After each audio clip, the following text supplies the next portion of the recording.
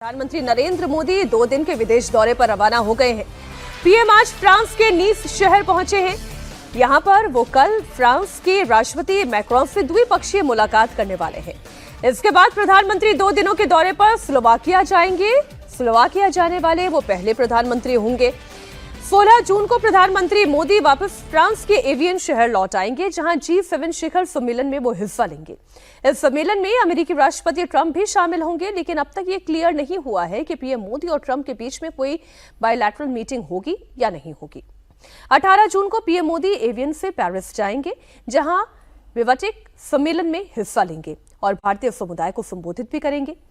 लेकिन पूरी दुनिया की नजर G7 शिखर सम्मेलन पर है, जो दुनिया के ताकतवर देशों का सम्मेलन है। Britain, France, America, Germany, Italy, Canada, Japan के राष्ट्राध्यक्ष भी इसमें हिस्सा लेंगे। भारत G7 का मेंबर नहीं है, लेकिन इसके बावजूद खास मेहमान के तौर पर प्रधानमंत्री मोदी को बुलाया गया है।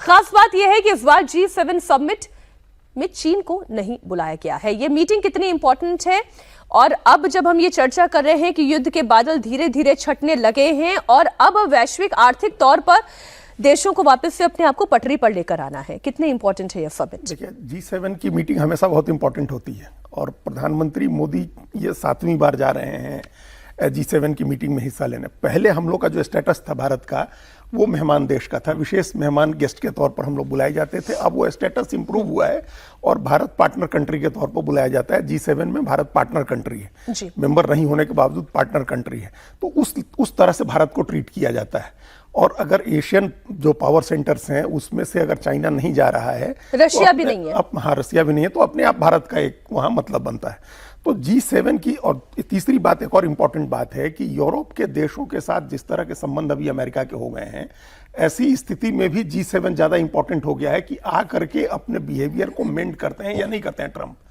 ट्रंप आकर के यूरोप के देशों के साथ जिस तरह की बातें करते रहे हैं, जैसे कमेंट करते रहे हैं यूरोप के देशों पर, खासतौर से फ्रांस को लेकर के जो अभी इस बार मेजबानी कर रहा है, जो होस्ट कंट्री है, मैक्रो को लेकर के, उसको कितना ठीक करते हैं वो आकर के।